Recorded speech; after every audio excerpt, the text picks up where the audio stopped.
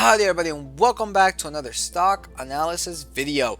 I want to give you guys an update on the company AMD. Last time we did this, we had the first version of the calculator which didn't have the assumptions or even the three factors. So now that we actually have this, I want to do another analysis on this and see if the current share price, because of all this volatility, actually does fall into our category into whether we should buy it or not. So with that said, let's get started with this analysis. Going straight into the calculator because this company does not pay a dividend. Ticker symbol of AMD, Advanced Micro Devices. Market cap of $197 billion. PE guys of 47.05%, which ends up being a share price of $121.06. I believe last time I did this, they were around like 150. So they have dropped around $30 or so. And even with that drop of $30, they're still with a PE of 47, which is completely insane, and that even though this PE only takes into account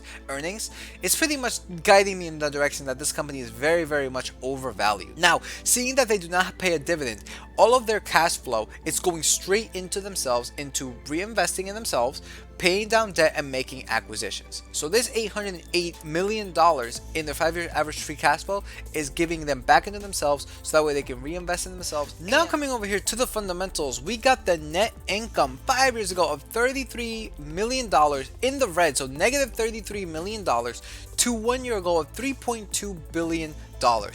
This was an increase, guys, of 9.7,000%. Now, as you can clearly see right here, 4 years ago to 3 years ago, pretty flat. Then 2 years ago, skyrocketed to $2.5 billion. The reason for this is because the obvious COVID thing, right? COVID hit. People stayed at home, they wanted computer parts, people wanted to stream, and then add on top of that, people started working from home and all this stuff, so they needed graphics cards, they needed processors, they needed all this stuff. So there was a really high demand for companies that had this kind of product, which explains this increase. And 1 year ago, that demand probably subsided a little bit.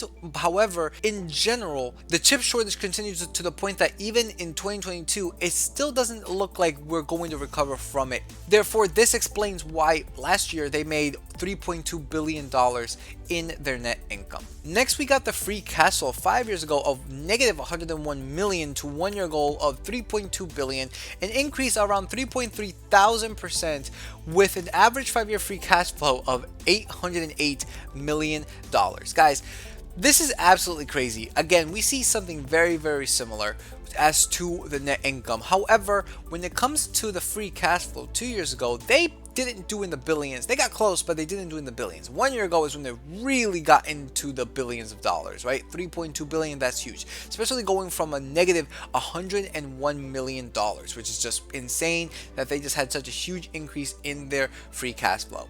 And again, the main thing as to why I believe this happened, two things: the chip shortage and, of course, COVID. People were staying at home, people wanted to buy more computer parts, graphics cards, and all this stuff. Prices shot up because of the demand, and AMD made more money this way. Next, we got the revenue 5 years ago of $5.3 billion to 1 year ago of $16.4 billion, which is an increase of 212.85%. Once again, COVID thing, people wanted to buy a lot more of this products because of they were just staying at home. Explains why the revenue just completely shot up. Next, we got the total assets and liabilities.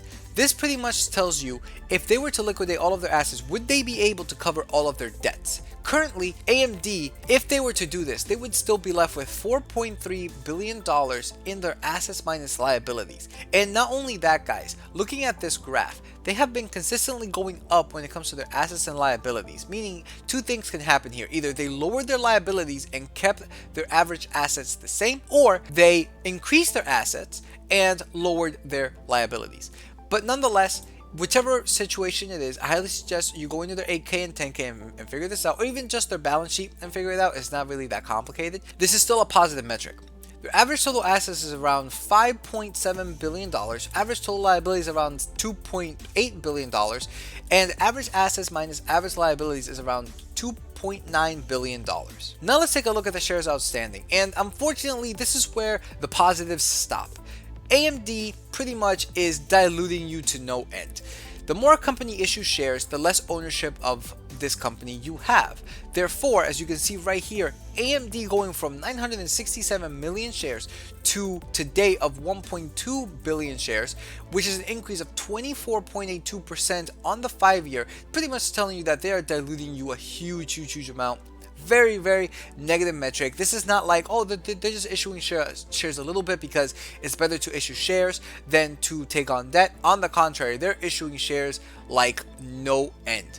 Now, from the previous to the current year, they did go down slightly at around 1/3%, and this is taken from 2 years ago to 1 year ago. However, it's not a big enough change to justify this 5-year 24.82% share increase. And lastly, we got the cash and equivalents, and as of today, AMD has around $2.5 billion in cash and equivalents with an average cash of around $1.7 billion. Now let's actually make some assumptions. We didn't do this the first time we did AMD, but now we can because, well, now we have the calculator. I'm going to make a low, median, and high assumption with 3 different factors: growth, projected share buyback, or projected share increase, and required rate of return. The required rate of return, I'm going to keep it the same across all assumptions at 10% to match the S&P 500. And I'm going to be basing off the growth assumption and the projected share buyback based on the graph that we just saw with the shares and seeking alpha's revenue growth year over year and revenue growth forward. In doing so, for the low assumption, I'm going to say an 18% growth with a predicted share buyback of -10, meaning that they're going to keep issuing shares at around 10%. This comes out to be a target share price not adjusting for debt of $24.53. For the median assumption, I'm going to say a growth of 20%, predicted share buyback of -9%, and this comes out to be $26.83. And for the high assumption, a growth of 22%, predicted share buyback of -8%. This comes out to be $29.33. Now we need to adjust for debt. And seeing that they do not have a lot of debt, they actually have a lot more cash than debt, this number is going to go up. In doing so, for the low assumption, it comes from $24 all the way up to $26.11. For the median assumption, it is $28.46. And for the high assumption, it is $31 on the dot. Now we need to add a margin of safety just to make sure that we don't overpay for something. In doing so, for the low assumption, we would like to buy between $22 essentially and $25. For the median assumption, we would like to buy between $24 and $27, and for that assumption, we would like to buy between $26.35 to $29.45. Now guys, the current share price is $121, so it's still very, very expensive, which again, this justifies the PE of like 40 plus something, right? So based on my assumptions, it would definitely have to drop a significant amount.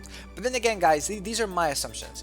I personally believe that AMD, while they are good, Intel is still nipping at their heels, right? In fact, I would argue the opposite. I would argue that Intel is the big dog on the streets and AMD is just crawling up to them. Does that mean that I think that Intel's going to keep going higher than AMD? Probably not. AMD could definitely overtake Intel, but just from what it looks like from here, AMD still needs to go a huge ways to catch up to Intel. That's why these are my assumptions. If you do not agree with them, I highly suggest you get this calculator. It's for free. It's in my discounted free casual calculator video. Make a copy of it. All I ask for in return, guys, is like, subscribe, comment, tell your friends, share. We're really close to actually getting to 400 subs. That's awesome. Would love to get to 500 by the end of March. That'd be even better. All in all, when it comes to AMD, they do not pay a dividend, and in my personal opinion, I'm not saying that they are not good, but I personally prefer Intel, mainly because Intel is pretty well priced right now as opposed to AMD. If AMD falls to around like the $20 or $30 mark, then by all means I would consider it buying it based on my assumptions, but right now as it is way too expensive for me. But that pretty much does it for this episode. Like if you like, comment, subscribe. It really does help out with the algorithm on YouTube. You can follow me on my new tech sites at BitChute, Odyssey, and Rumble, where in addition to my stock analysis videos and crypto videos, you will find exclusives as well. In regards to Rumble, YouTube, and Odyssey, I have a Let's Play channel called Fatal Place, where I'm currently playing through Pokemon Legends Arceus, so if you want to catch that, the link is in the description below. So with that said, peace out, and be on the lookout for the next stock analysis video.